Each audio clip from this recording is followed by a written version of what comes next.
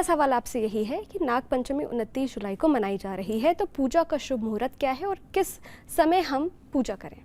बिल्कुल अदिति जी, सर्वप्रथम तो आप सभी दर्शकों को मेरा वंदन और नाग पंचमी की अनंत शुभकामनाएं। आप सभी के जीवन में जो भी कष्ट हों, प्रभु भोलेनाथ उसको हर लें। देखिए,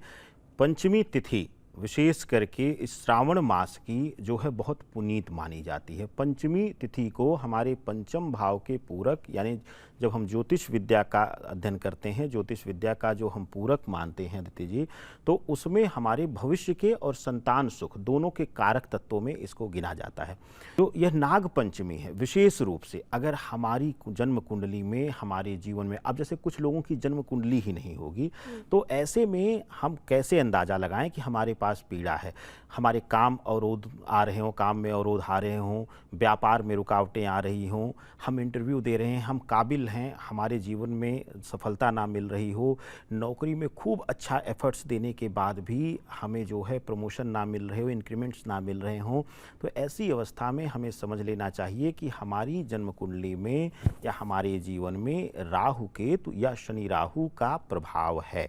जब भी हमारी कुंडली के चक्र में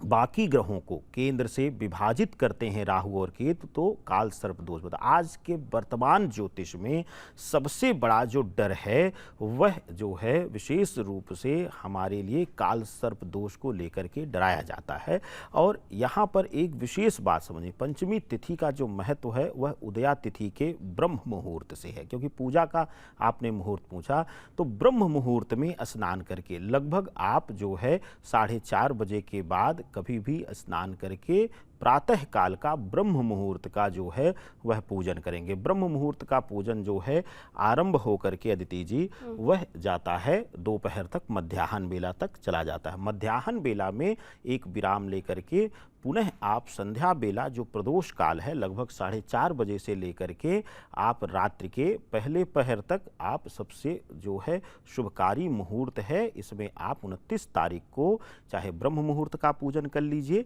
या फिर प्रदोष काल का पूजन कर लीजिए, यानी सूर्यास्त से पहले से लेकर के सूर्यास्त के बाद तक का पहला पहर, जो सामान्य गणना के अनुसार देखा जाए समय के अनुसार, तो लगभग रात्रि में 8 बजे तक का जो समय है वह लिया जाता है। तो ऐसी अवस्था में 29 तारीख को आप जो पंचमी पूजन करें, नाग पंचमी पूजन करें, वह प्रातः सबसे शुभकारी है ब्रह्म मुहूर्त का स्नान पूजन। और तदुपरांत अगर आपको समय नहीं मिल पा रहा है तो आप विशेष रूप से संध्या बेला का यानी जो है प्रदोष काल का पूजन आप कर सकते हैं। आपके लिए सबसे उपयुक्त समय यह दोनों रहेंगे।